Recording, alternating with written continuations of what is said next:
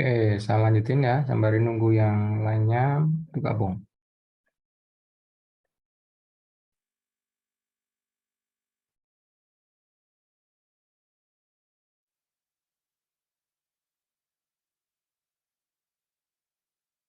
Oke, ini sudah bisa dilihat di tempat Anda.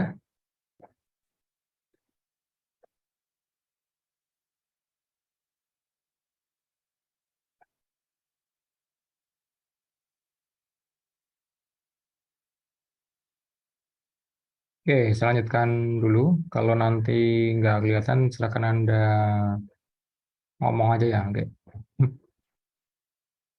Oke, terus yang ini yang model komunikasi yang ketiga, yaitu device to gateway. Jadi kalau device to gateway, maka device-nya dia butuh perantara tengah untuk sampai ke application service provider. Ini yang umumnya dilakukan di IoT yang sekarang. Kalau yang ini ya, ini biasanya untuk IoT yang dia bisa langsung connect ke direct ke si application service provider-nya. Contoh menggunakan modem 3G atau 4G misalnya. Itu ya. Tapi kalau yang lokal saja, misalnya pakai WiFi, maka Anda butuh local gateway. Nanti local gateway ini yang akan mengkoneksikan si node-node ini dengan si application service provider-nya. Itu ya.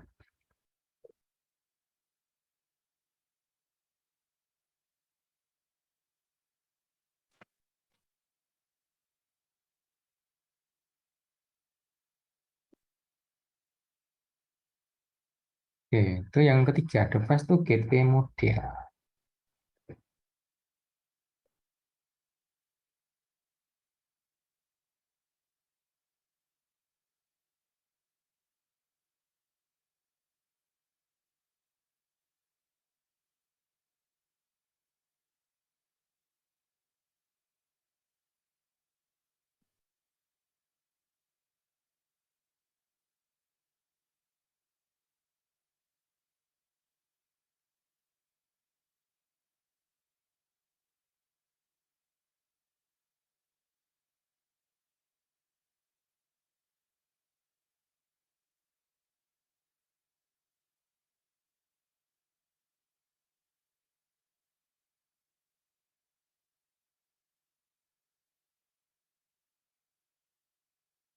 Terus yang keempat, keempat ini komunikasi yang model baru, yaitu namanya back-end data sharing model.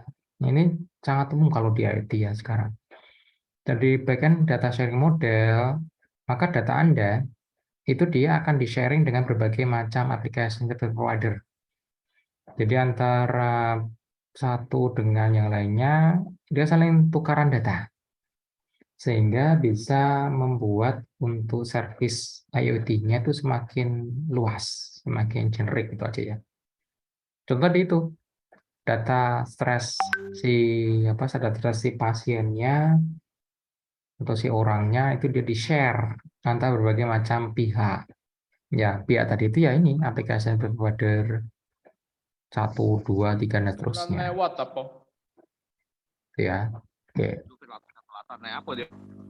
Apa lantar lah ini. Oke. Apa macet deh.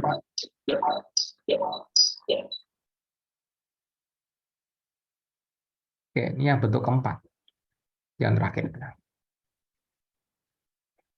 Nah, kalau kita bicara tentang ekosistemnya sendiri, maka untuk standar ITU dia membagi beberapa player ataupun pihak yang nantinya akan mempergunakan service IoT-nya maupun datanya. Ada yang dia di bagian application customer-nya, lalu ada yang bagian di platform provider, network provider, dan device provider. Ini anggap aja vendor. Ini vendor juga, ini juga vendor. Semuanya akan ngomong-ngomong dengan application provider. Dalam hal ini, IoT application provider-nya secara spesifik. Itu ya. Nah, kalau kita ngomongin bisnis modelnya, maka ada beberapa bagian atau yang beberapa macam lah yang bisa Anda pergunakan sesuai standarnya ITU. Jadi ini kalau Anda punya bentuk bisnis yang menggunakan IoT, maka bentuknya ini bisa Anda adopsi untuk bisnis IoT Anda. Yang pertama, Anda mencakup semuanya, mulai dari device, network, platform, sampai application Anda sediakan semua. Ini umumnya untuk platform IoT yang pemain besar. Tuh, contoh TTN, The Things Network. Lalu ada lagi ThingsBoard, Things.io atau Lore IoT. Itu dia semuanya pemain besar. Mereka menyediakan dari device-nya sendiri, ada network-nya, ada platformnya, sampai application-nya. Lalu ada juga pemainnya contohnya Tuya. Tuya itu dia pemain besar juga di IoT. Dia menyediakan device sampai ke application-nya. Tuh. Kalau application customer ini terpisah. Ini application customer ini nanti akan didevelop oleh seluruh pihak yang akan memakai si servisnya ini. Itu model yang pertama. Model yang kedua, ini kalau Anda tidak mau ngapain? Tidak mau mencakup semuanya karena memang agak ribet itu aja. Anda bisa menggunakan model yang kedua. Anda memperlakukan sebagai application provider-nya atau Anda sebagai player A yang menyediakan device sampai ke platform provider-nya. Bedanya apa, Pak? Platform provider itu beda dengan application provider. Platform provider hanya menyediakan datanya, lengkap dengan cara ngambil dan manage datanya. Application provider, dia menyediakan gimana caranya datanya dipakai di software komputer, entah software mobile, web, atau apapun itu. Tuh. Jadi kalau platform provider hanya menyediakan datanya sama manage-nya, tidak melayani sampai ke bagian aplikasi. Itu secara spesifik seperti itu ya. Ke model yang ketiga. Model yang ketiga ini kita lihat dibagi menjadi ada dua player, player A dan player B. Tapi player B ini dia posisinya beda. Yang pertama player B yang pertama untuk model 3 itu dia ngurusin device provider. Contoh vendor IoT. Mereka membuat banyak device, banyak sekali mulai device yang kecil-kecil sampai yang besar yang bisa connect ke network provider punya player A. Tuh, ini biasanya vendor embedded system di sini.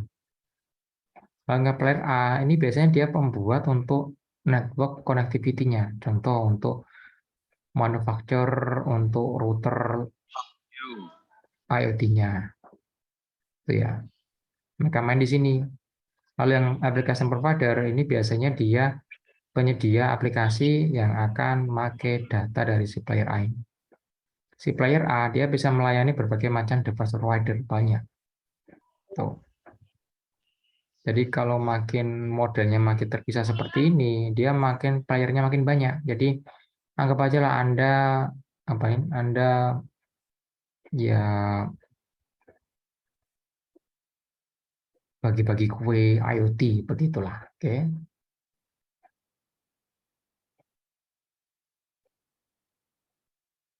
Itu makanya untuk model-modelnya banyak. Lalu model model yang keempat ini lebih diverse lagi lah, lebih ya bervariasi lah. Jadi ada yang menyediakan device-nya, ada yang menyediakan jaringannya sendiri, jaringannya saja, ada yang menyediakan sampai ke aplikasi dan platformnya. Contoh yang device tadi itu vendor embedded systemnya, sensornya semuanya di sini. Lalu ada network providernya siapa, Pak? Contoh kalau di Indonesia Telkom, mereka menggelar LoRaWAN Network. Itu network provider, mereka hanya menyediakan jalannya saja. Lalu ada Telkomsel dengan NB-IoT-nya, dia menyediakan jalannya saja. Dia tidak menyediakan alatnya, nggak menyediakan platform providernya, nggak menyediakan aplikasinya, nggak ada sama sekali. Tuh, lalu XL dengan gelaran, kalau nggak tahu namanya apa ya, tapi dia juga menggelar jaringan IoT sendiri. Tuh, dia juga menyediakan hanya network-nya saja. Tidak sampai device-nya, tidak sampai platform dan application-nya. Itu ya. Lalu vendor-vendor yang independen juga mereka nyasar ke bagian network provider ini, tapi skopnya lebih kecil biasanya. Lalu kalau yang model kelima, ini model yang sangat-sangat diverse, alias sangat-sangat beragam. Jadi Anda punya playernya banyak, yang main banyak, mulai dari device, network, sampai platform dan application yang main sendiri-sendiri. Ya, kalau seperti ini, maka Anda punya kebebasan untuk milih provider. Tuh, karena device provider banyak, network provider juga banyak, platform provider juga banyak, apalagi application provider banyak banget saja. Tapi umumnya kalau menggunakan model kelima ini, memang secara arsitektur lebih diverse. Anda punya banyak sekali opsi untuk menyusun infrastruktur IoT Anda. Tapi ini juga memberikan satu keruwetan sendiri. Kenapa? Karena Anda harus tahu Anda itu mau milih yang kayak gimana. Tuh. Umumnya kalau yang membuat bisnis model seperti model 5 ini, mereka sudah punya pengalaman di bidang IoT. Setidaknya mereka tahu sudah pernah main-main M2M untuk mesin. Tuh, maka bisa mereka main dimanapun di model yang kelima ini. Ya, ini bisnis modelnya IT seperti ini ya. Tuh. Nah, kenapa harus dibuat standar infrastruktur? Ya, ini keuntungannya. Jadi mengurangi namanya cost, biaya, ya pasti kenapa? Karena sudah sangat standar semua, mulai dari hardware, software, sampai fee juga standar. Kalau sekarang, ya nggak standar. Ketika Anda mau desain struktur IoT spesifik dengan vendor yang sudah mumpuni, mahal banget saja. Tapi ketika Anda mempergunakan customized vendor, bisa murah, bisa murah. Tuh. Terus yang selanjutnya, maka Anda akan punya namanya sustainable investment.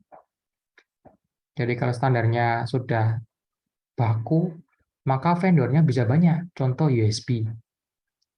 Ada berapa banyak USB flash disk merek? Zaman dulu cuma satu dua. Sekarang ratusan. Tuh, makanya vendornya nggak bisa main di situ. Si klien atau si customer yang bisa milih mau pakai yang mana. Jadi bebas. Yang ketiga ini tadi kita lihat, dia mengimprove opportunities. Jadi setiap pihak punya share ataupun bisa main kue di IoT ini. Entah Anda yang pintar software, Anda bisa main di application. Anda yang pintar hardware, yang bisa main di device-nya. Bagi yang pintar di jaringan, maka Anda bisa ngapain? Anda bisa main-main di network-nya. Itu ya. Jadi sangat banyak mengundang berbagai pihak untuk bisa saling berkontribusi di dunia IoT. Itu.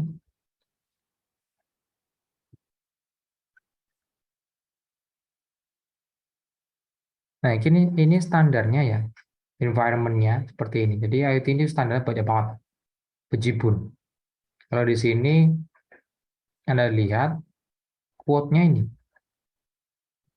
bahwasannya Anda tidak bisa ngelok standar IoT ke satu standar yang sama. Itu kenapa? Karena pasar IoT ini dia sangat-sangat dinamik, sangat-sangat fluktuatif. Ngikuti apa? Ngikuti bisnis opportunities yang tercipta dari suatu inovasi IoT. Contoh, teman saya ada yang dia membuat device IoT untuk namanya menghandle ayam buras. Ayam buras, ya. Jadi dia bikin sistem IoT-nya mulai dari proses manipulasi, atau bukan manipulasi, monitoring environment daripada kandangnya sendiri sampai proses pemberian pakannya semuanya dia bikin untuk sistem IoT-nya. Dijual, ya sekarang sudah production itu aja. Dan itu butuh waktu lama gitu aja. Tapi inovasi seperti itu, dia memberikan opportunities yang tadinya itu enggak disangka itu bisa jalan itu aja. Makanya satu standar IoT ya nggak bisa tercapai itu aja karena diverse sekali untuk eh, aspek ataupun sektor yang bisa dihandle si IoT ini. Ini contohnya ya. Untuk industrial IoT ada bisa menggunakan pengenalan sistem ISO standarnya. Lalu untuk government mereka punya IoT atau 1M2M. Untuk communication ada ETSI, ada ITU. Kalau ada enterprise Anda bisa pakai standar yang punya Cisco. Banyak banget itu aja. Lalu consumer grade Anda bisa pakai punyanya ISO, IEEE dan sebagainya. Tuh. Jadi standarnya ya banyak. Makanya ya kita nggak bisa ngelok satu standar global untuk teknologi IoT. Itu aja sih. Nah, ini kemarin kita ada bahas beberapa organisasi standarnya. Ada IETF, ada 1M2M, ada YCCC. Jadi kalau ada device IoT yang dia ngomong-ngomong HTTP, WebSocket, ya mereka standarnya ke sini. Standarnya ke situ ya. Standarnya ke World Wide Web Consortium itu. Tapi kalau yang ngomongnya pakai LoRa, LoRaWAN, lalu ada Sigfox, ya mereka ngajak ke sini. Kenapa? Low level, mereka nggak bakal ngaju ke sini. Tuh. Terus kalau ada yang mesinnya itu M2M, mesin to mesin, jadi satu device ke device lainnya, maka mereka akan melakukan standarnya ke M2M, 1M2M ini.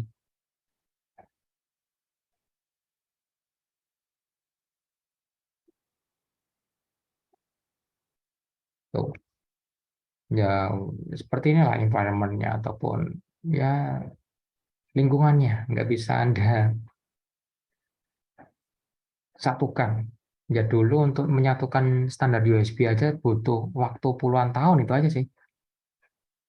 Apalagi barang baru seperti IoT ini ya vendor satu bikin standar sendiri sudah mapan di situ ya agak sulit Anda suruh geser standarnya. Itu aja sih. Ya, ada Oasis dia yang menghandle punya MQTT standarnya. Atau tadi ada ITU yang dia dipakai untuk telekomunikasi. Kalau ada Eclipse, ini dia membuat project namanya PAHO. Tuh, dipakai untuk komunikasi IoT yang standar dan open messaging. PAHO, dia membuat library untuk MQTT. Itu aja. PAHO MQTT namanya. Lalu ada lagi Alcine Alliance, ada OMA, ada OCF, banyak banget. Lalu ada IPSO, ada Industrial Internet Consortium.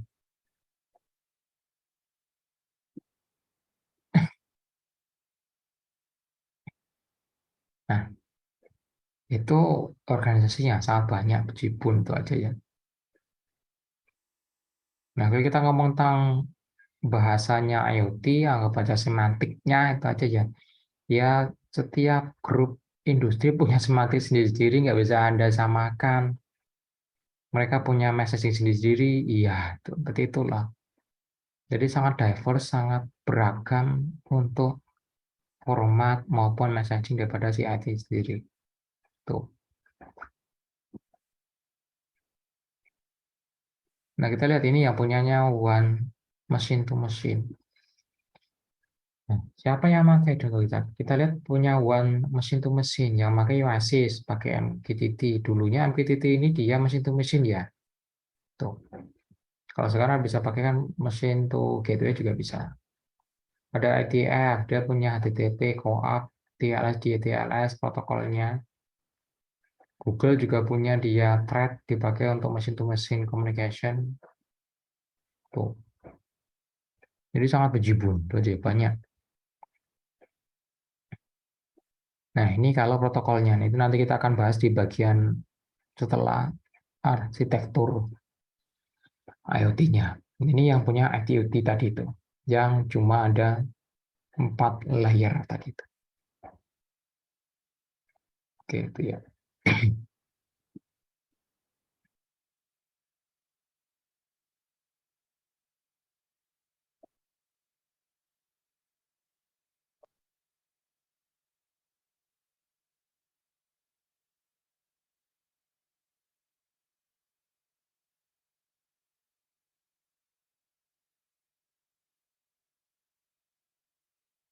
Nah, sekarang kita akan lihat arsitektur IoT kalau punyanya Cisco. Nah, ini saya dapatkan dari materi training IT dari Kominfo. Saya ikuti kemarin itu aja, memberikan perspektif baru itu aja bagaimana IoT dipandang oleh berbagai macam vendor. Itu aja. Jadi kita lihat langsung ya. Kalau punya Cisco, dia membagi ada layernya ini. Ada physical, ada connectivity, ada edge computing, ada data accumulator, ada data abstraction, ada application, dan collaborating. 7 layer. Ini punya Cisco. Seperti ini ya. Jadi ada things alias physicalnya, ada connectivity, sampai ke bagian atas namanya collaborating. Nah, kita satu persatu. Things layer. Things layer itu node, device. Itu aja. Jadi dia merupakan isinya apa? Segala sesuatu yang dapat memberikan data, dapat diperintah lewat IoT. Itu things layer di situ. Bermacam-macam bentuknya, berbagai macam ukurannya, kemampuannya. Layer ini harus mampu ngumpulin data dan konversi datanya. Tuh, contoh seperti ini, contoh lampu Bardi misalnya, ketika diperintah oleh application layer yang paling atas ini, contoh ketika ada yang ngeklik tombol, maka si device layer ini atau things layer ada bisa transfer on tadi itu yang dari application menjadi sesuatu yang bisa bisa dilihat secara real di device-nya. Contoh, Anda tekan on, hidup lampunya. Tekan off, mati lampunya. Seperti itu. Ya. Itu things layer. Ini layer paling bawah dari arsitektur IoT sesuai dengan standarnya punya si Cisco. Lalu di atasnya kita punya connectivity layer. Connectivity layer ini tugasnya untuk mentransmisikan data dari device layer ke atasnya. Jadi dia komunikasi di level awalnya. Itu aja ya.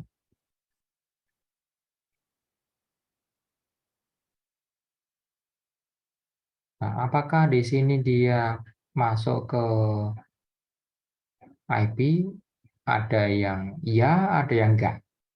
Contoh, ketika Anda punya router seperti ini misalnya, router ada Dragino router, ini dia punya kemampuan IP. Tapi kalau Anda punya seperti ini, LoRa atau Sigfox, atau malah yang menggunakan hanya GFSK misalnya, maka itu nggak punya namanya IP capability. Mereka hanya connectivity layer yang level rendah. Itu aja. Nah itu ya, kenapa untuk connectivity layer ini sangat beragam kalau di IoT. Karena device-nya juga punya kemampuan yang sangat beragam. Ya nggak bisa Anda gabungkan jadi satu. Itu aja.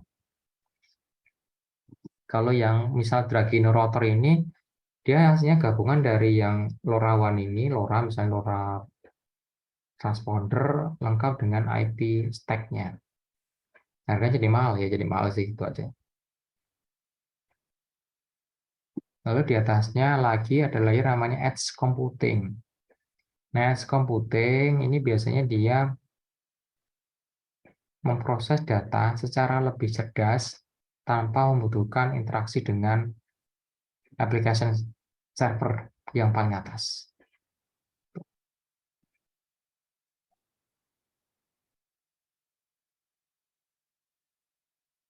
Nah, edge ataupun fog computing ya dia akan memakai segala fitur dari application server kalau di situ ya.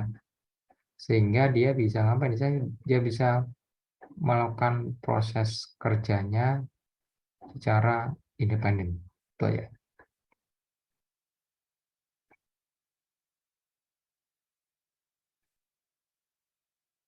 Nah, itulah kenapa ketika Anda punya edge computing device, contoh neural compute stick punyanya Intel, dia bisa melakukan proses inference menggunakan machine learning AI independen di device-nya sendiri. Dia nggak butuh keluar untuk device-nya tuh, jadi tinggal dipakai aja. Dan kalau Anda misalnya mau ngupgrade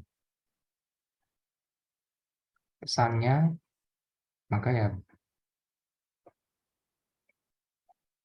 bisa dilakukan menggunakan computing ini secara independen ataupun secara standalone, nggak perlu konektivitas. Nah, itu keuntungannya kalau Anda punya edge ataupun fog computing. Itu ya. Tuh. Jadi membawa yang tadinya hanya spesifik atau hanya khusus di application server, sekarang Anda bawa lebih dekat ke user. Tuh. Yang keempat, data accumulation. Data accumulation ini dia dipakai untuk apa? Dipakai untuk menghandle data yang besar dan masif dari berbagai macam device IoT. Dia nyimpen, dia manage, dia melakukan proses deleting otomatis atau namanya discharging data dan seterusnya. Tujuan dia itu hanya ngurusi data saja.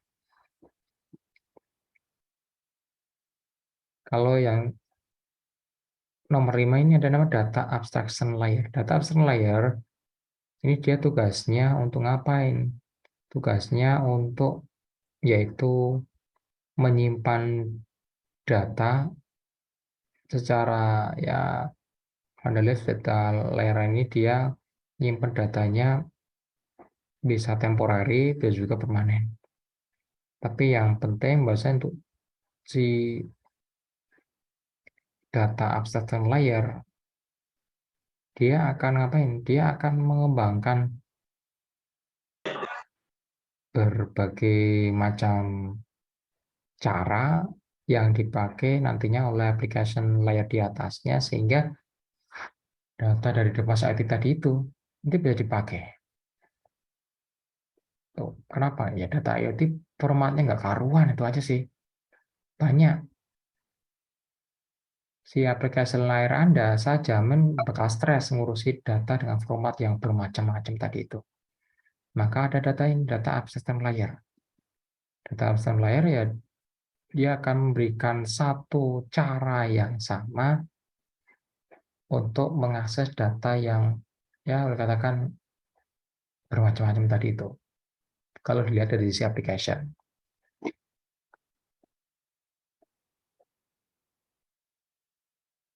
Nah, ini data abstraction layer itu nanti dia akan dipakai oleh si application layer ini untuk mengambil input, ngeluarin output, sama storage datanya.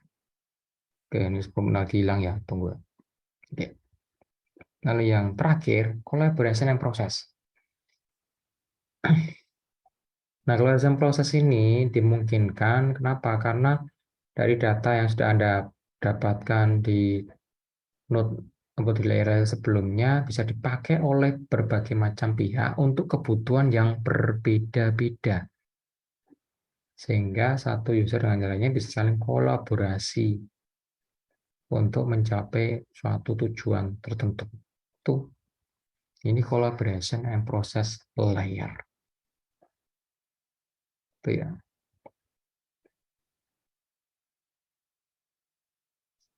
Nah, infrastruktur IoT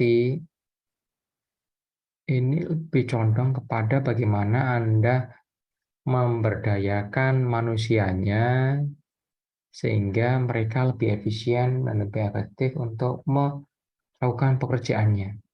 Itu kenapa namanya infrastruktur IoT. Kalau di industri maka Anda akan dapat melihat infrastruktur IT yang boleh dikatakan sangat-sangat mature, alias sangat-sangat ya dewasa itu aja lah. MySQL sebagai backbone-nya saya rasa sangat sangat lazim ya, itu aja dipakai untuk proses query dan sebagainya.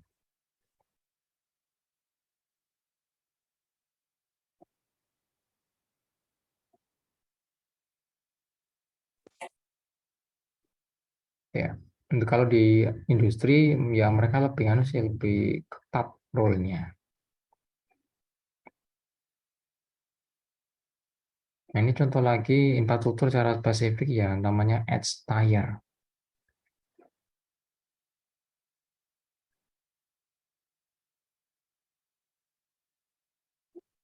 Nah, si edge tier ini dia tugasnya untuk ngambil datanya dan ngirimkan datanya ke server application IoT-nya.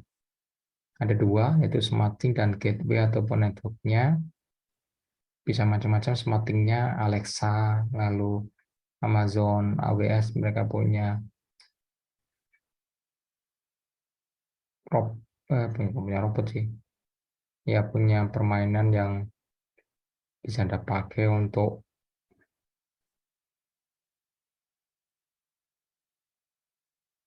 mentransfer datanya itu. Jadi S-Tier ya dia bagaimana caranya dari device-device yang banyak berjibun ini nanti bisa dipakai ke server daripada IoT-nya.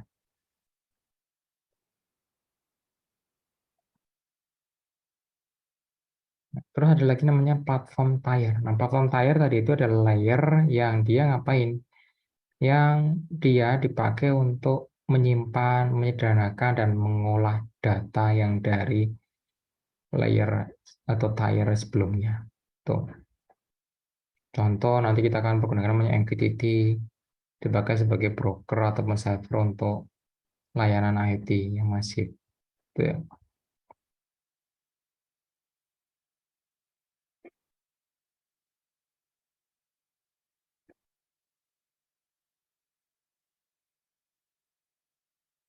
Nah, kalau yang enterprise tier ini dia adalah tier ataupun bagian dari IoT yang dia sudah high level. Biasanya ini urusannya ke manajemen kalau yang enterprise tier ini. Mereka cuma butuhnya sesuatu yang wah via web.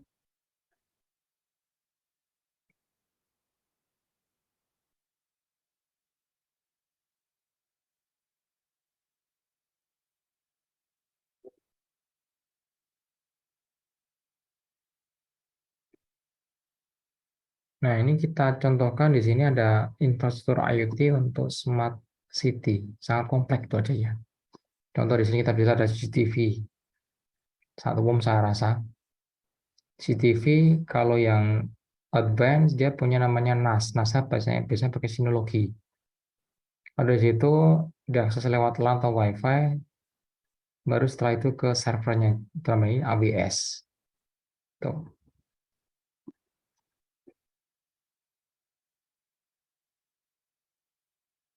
Lalu untuk device lainnya, contoh ada kita punya sensor udara, sensor traffic ataupun sensor manusia, lalu ada manajimeter dan sebagainya.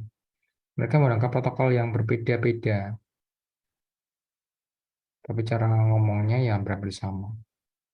Misalnya di sini menggunakan protokolnya NB-IoT dan seterusnya ya. Jadi di bagian ketiga ada smart things, ada gateway di sini.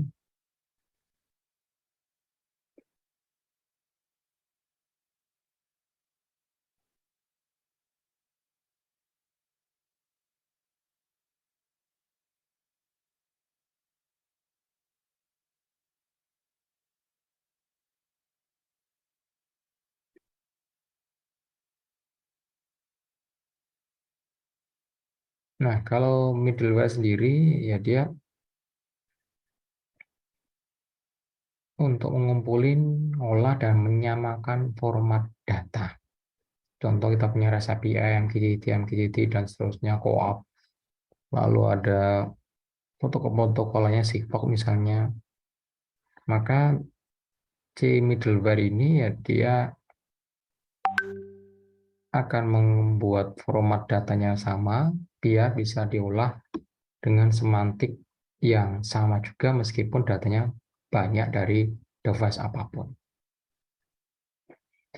Nah, kalau aplikasi layer ini ya spesifik, setiap aplikasi punya kebutuhan sendiri-sendiri. Tujuannya cuma sama, yaitu menggunakan data dan service yang dimiliki oleh si middleware maupun si aplikasi servernya, sehingga dapat meningkatkan kolaborasi daripada si usernya ke sistem Anda. Itu ya. Nah, itu infrastruktur IoT sesuai IoT dan Cisco seperti itu. Ya.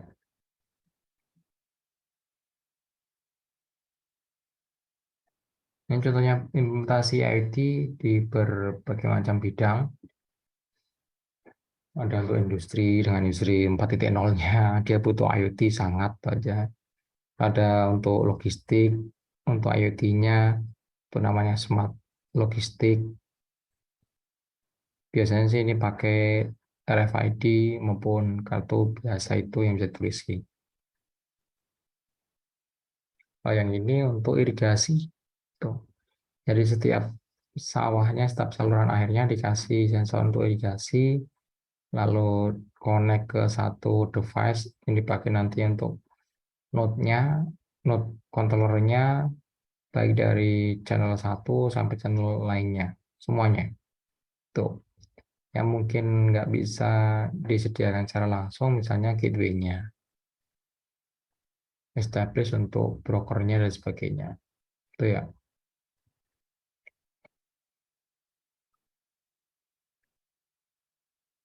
Lalu yang sekarang jadi jargon smart city.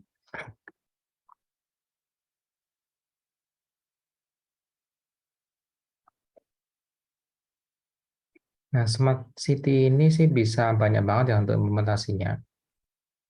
Contoh untuk integrated traffic lamp atau lampu lalu lintas yang terintegrasi. Di situ dikasih sensor untuk mengukur kualitas udara, dikasih sensor untuk misalnya deteksi manusianya mau detek atau enggak, itu ya.